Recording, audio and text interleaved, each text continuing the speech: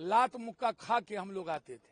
बिहार में चुनाव है तो आपको याद आया छठ में ट्रेन देना। कोरोना में एक ट्रेन दिए थे बिहारी को, और इसके पहले कभी छठ में आप ट्रेन दिए थे? अपना देश आगे बढ़ेगा, मजबूत होगा और पैसा बचेगा। हमको तो समझ में नहीं आता है।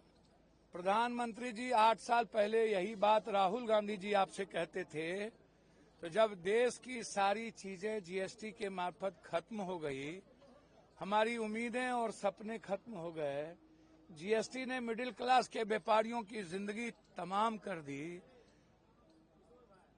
चिड़िया चुग गई खेत तो अब का होता है। प्रधानमंत्री जी, आपकी जीएसटी ने देश के 90% लोगों की कमर तोड़ दी। 8 साल के बाद कुंभकर्ण की निंद्रा टूटती है। आपको जीएसटी का पता भी है प्रधानमंत्री जी? हावड़ा फाफड़ा पर आपने 0 जीएसटी कर दिया, और बिहार के तिलकुट पर और मखान पर 5.5 और 18% जीएसटी कर दिया। जीएसटी भी इनकी वोट के आधार से चलती है। जब चुनाव आया तब इन्हें जीएसटी का याद आया, और इनकी जुमलाबाजी सब कुछ होती है। जैसे किसान 1 साल के बाद जाकर के लड़ते लड़ते अपना अधिकार को लिया, बोला कि ठीक है चुनाव आया, बोला हम बिल वापस लेते हैं, और आपकी बात मानेंगे। चुनाव खत्म होते ही आज तक हमारी बात, किसान की बात नहीं मानी गई। तो इनकी हर बात जुमलाबाजी होती है। चुनाव आता है तो ये जनता को ठगते हैं। पुराना पेंशन पर बात नहीं करते, नोटबंदी पे बात नहीं करते, डॉलर पर बात नहीं होती है, रुपया की वैल्यू पर बात नहीं होती है, शेयर मार्केट की स्थिति क्या है बात नहीं होती है, हमारे देश की इकोनॉमी कहाँ है उस पर बात नहीं होती है। ये सबको देश में बुर्बके बुझते हैं। कह रहे हैं कि त्योहारों का समय और कुछ मीठा होगा। हमको तो समझ में नहीं आता है। प्रधानमंत्री जी, इसके पहले इस बार बिहार में चुनाव है तो आपको याद आया छठ में ट्रेन देना। कोरोना में एक ट्रेन दिए थे बिहारी को, और इसके पहले कभी छठ में आप ट्रेन दिए थे? लात मुक्का खा के हम लोग आते थे।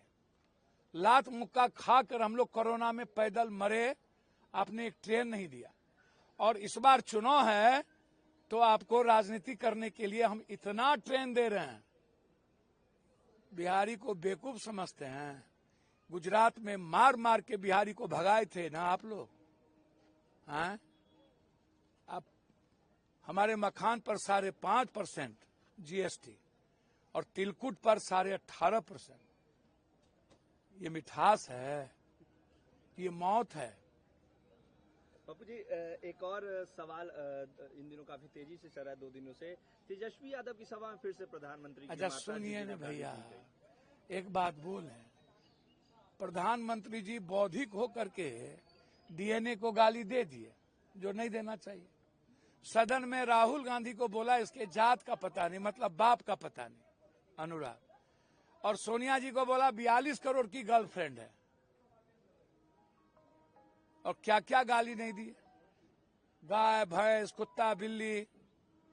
कोई जाहिल आदमी, जल्लाद आदमी, गरीब की माँ हो या पीएम की माँ हो, माँ माँ होती है, कोई दिक्कत नहीं है। माँ का सम्मान होना चाहिए, और ऐसे जाहिलों का समाज में कोई जगह नहीं है जो इतनी गंदी बात करते हैं। और ऐसे चीजों से हर नेता को, ऐसे गंदे वर्कर से बचना चाहिए और उसको निकालना चाहिए, और उस पर एफआईआर लॉन्च करना चाहिए। वहीं पर उसको पकड़ के धून देना चाहिए और एफआईआर लॉन्च करके उसको जेल में ठूस देना चाहिए। राहुल गांधी ने कहा है कि इस देश का सबसे कमजोर प्रधानमंत्री, क्योंकि अच्छा गलत क्या बोला भैया? हर चीज में बांग्लादेश गायब, श्रीलंका गायब, म्यांमार गायब, नेपाल गायब। चुप। मणिपुर में 3 साल बाद गए, राहुल गांधी के प्रेशर पर आने के बाद फिर दंगा शुरू हो गया।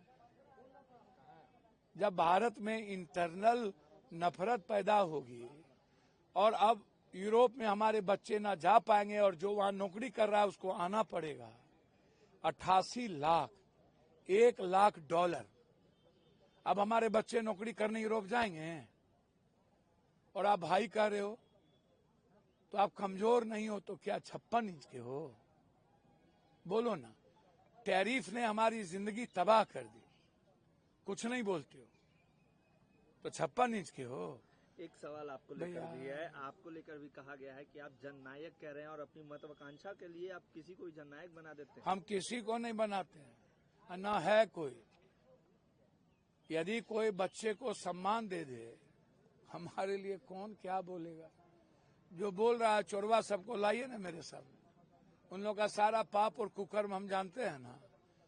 हम किसी को रेस्पेक्ट और इज्जत दे दिए तो उसमें कोई गलती नहीं है, कोई जननायक नहीं होता, चिंता ना करिए। प्रभातखबर.com, विश्वास वही, रफ्तार नहीं।